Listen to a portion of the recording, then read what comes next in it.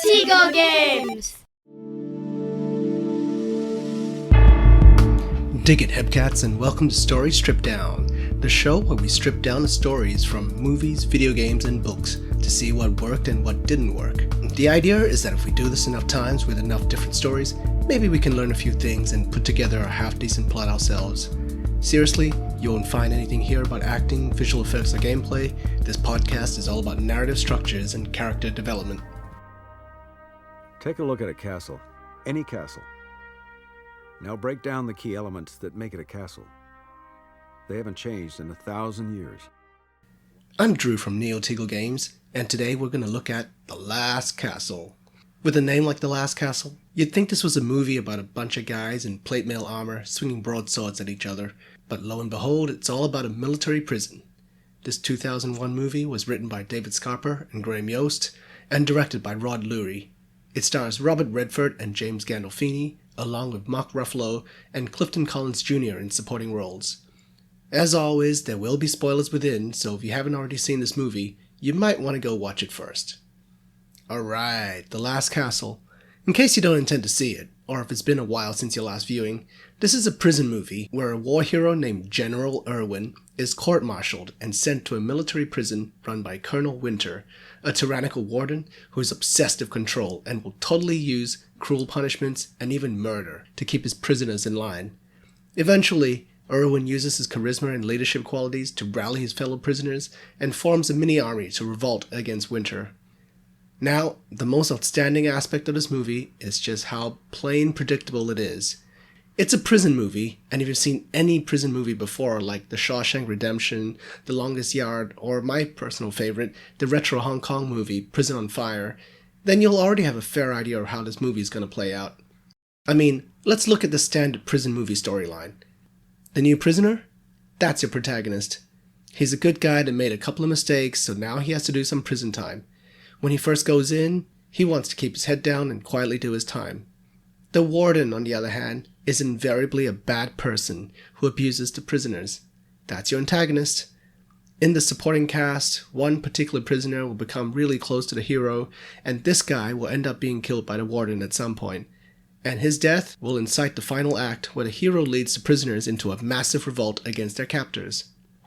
The problem with The Last Castle is that it follows this exact same structure beat by beat, so nothing surprises you. Plot complexity is like difficulty in a video game. It's a balancing act. Sometimes your audience doesn't want to be too challenged because they just want to enjoy themselves, but if you make it so easy that they can guess the entire storyline after the first act, it could potentially be too boring. And The Last Castle definitely walks this line. The moment you see General Irwin, you know he's a good guy. You also know that Colonel Winter is going to be the bad guy solely on the basis of him being the warden. Aguilar, the sympathetic, stuttering guy that gets picked on a lot, well, once General Irwin helps him develop his self-esteem, you can already guess that he's going to be the one that dies. Yates, the hustler prisoner who spends most of the movie looking out only for himself, it's not exactly a twist either when he sides with the good guys at the end. Everything in this movie is fairly predictable. But despite being able to guess every plot point, I found myself enjoying The Last Castle. Why? Because it had a protagonist you can root for, and a villain that really annoys the crap out of you. I felt like I really understood these two characters, despite the fact I've never been in prison, and I didn't have a career in the military either. Screenwriters Scarper and Yost got around this hurdle by giving us something easier to relate to, a good boss, and a shitty toxic boss. So that gives us a way to emotionally connect with these characters. It's a tactic that James Cameron used in Aliens as well. Ripley, I don't want to hear about it, Bishop. She's alive. There's still time. in 19 minutes, this area is going to be a cloud of vapor the size of Nebraska. Hicks, don't let them leave. We ain't going anywhere. I mean, if you look at the last act of Aliens, the part where Ripley goes back into the reactor to rescue Newt, it's really hard for the average person to relate to any kind of situation where you have to strap on a pulse rifle and a flamethrower and charge into an alien nest to rescue a young child you've only met the day before.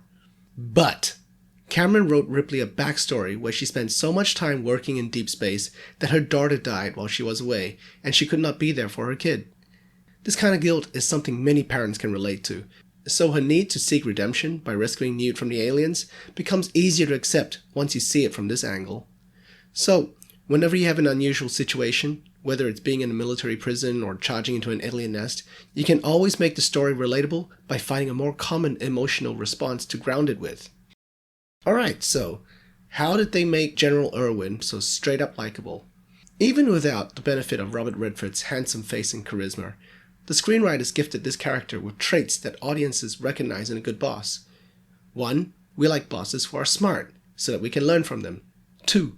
We like bosses who are compassionate, because that means they care about us. If Irwin's character can nail these 2 traits, he'll be instantly recognized as a good boss. So, people like smart bosses, that much is understood. Irwin gets quickly set up as an intelligent and educated man. Early on, it's revealed that he's written a book called The Burden of Command, which sounds pretty philosophical for an army guy. His knowledge is also continually reinforced in the movie by conversations where he gets to drop nuggets of truth about military tactics and history. And there's a particularly memorable scene between Irwin and a bullied younger prisoner named Aguilar. Irwin explains the origins of the salute from medieval knight etiquette so that Aguilar can learn to do it with pride and build his own self-esteem. Do you know where saluting comes from? No, sir. It comes from medieval times. 2 knights would approach each other on horseback. They would raise their visors and show their faces. It's like they're saying, this is who I am. I'm not the enemy and I'm not afraid. A salute's about respect, son. Respect for yourself, the service, and the flag. In this one exchange, Irwin gets to show both knowledge and compassion, both traits of a good boss. Another way that the screenwriters show Irwin's compassion is the way that he remembers the names of all the soldiers he served with, as well as their stories. You can see it in the way he remembers the prison doctor's name and the specific circumstances that led to his court-martial, even though that happened many years ago. This little detail isn't meant to show that Irwin has some sort of super memory or anything, but that he exhibits genuine care and concern for his men. The only real flaw that Irwin's character has is that he lacks flaws, and that means he doesn't really get to grow much. There was one scene where his daughter visits him in prison, and it's revealed that he was quite an absent father and doesn't maintain a good relationship with his daughter or grandson. However, within the parameters of this story, being an absent father that chose country and duty over his family isn't really that great a flaw at all. He's still a good boss, and sadly, you don't have to be a good parent to be a good boss. Tell me, Mr. Irwin, what's to stop me from just placing you in the hole for, say, 6 months? Nothing? That's the way you want to win. And then you've got Colonel Winter, the warden of the prison and the toxic boss. Identifying a toxic boss is much easier than identifying a good boss, so Winter actually shows up on screen before Irwin. What are the traits of a toxic boss? Well, they're controlling, they're obsessed with hierarchy and power, and they don't like to do any real work themselves. Winter's character will demonstrate all these traits within the first few scenes. The introduction to Winter is particularly efficient. You first see him looking over the prison population from a large window in his huge office. When his secretary brings some work to Winter, his first line of dialogue is, "Give it to Captain Peretz," which tells you immediately that he likes to delegate work. Then while Peretz is making phone calls and organizing things, Winter is meticulously polishing his collection of war artifacts while listening to classical music. What does that show you? One of these 2 guys does all the work, and the other one spends office hours on his own hobbies. Later on, when Winter greets Irwin, there is an interesting exchange where Winter explains that there will be no saluting between the 2 of them, as Irwin no longer holds rank in prison. I'm not sure if this is intentional, but I think Winter even goes so far as to use the specific term general prison population as a reference to Irwin's lost rank. I know what you're thinking. Do I salute you or do you salute me? Well, the answer is neither. My men salute me, of course, and each other according to rank, but there is no saluting by the general prison population. Up to this point, Winter comes across as respectful and courteous. You don't quite like him, but there's nothing to outright dislike about him either. Well, other than the fact that he's the warden, and the warden is traditionally the bad guy in his movies. Where things start to go wrong is when Winter asks Irwin to autograph his copy of Irwin's book, and Winter leaves the room to go get it. Irwin hangs out with Captain Peretz, and then there's this exchange. I mean, do you collect anything? No. Just a few coins from some of the countries I've traveled to. My father didn't care for military collections. I guess it stuck with me. Any man with a collection like this is a man who's never set foot on a battlefield. To him, a mini ball from Shiloh is just an artifact. And to a combat vet, it's a hunk of metal that caused some poor bastard a world of pain. Winter overhears this and is, of course, offended. His expression changes. He even tosses the book aside and claims to have misplaced it. Through this change in behavior, the screenwriters have shown you that Winter is a guy that will show respect, but he also demands it in return. And if you don't satisfy his thirst for respect, he will turn on you. I've heard people complain about this inciting incident in the movie because they feel that the insult is too minor to trigger Winter's rage and to set the stage for the movie's central conflict. But once you identify Winter as a toxic boss, the behavior is actually pretty truthful. Winter feels real because there are really real petty people out there like him. Like a lot of bad bosses, Winter seeks validation and respect. He craves it, but he doesn't know how to earn it.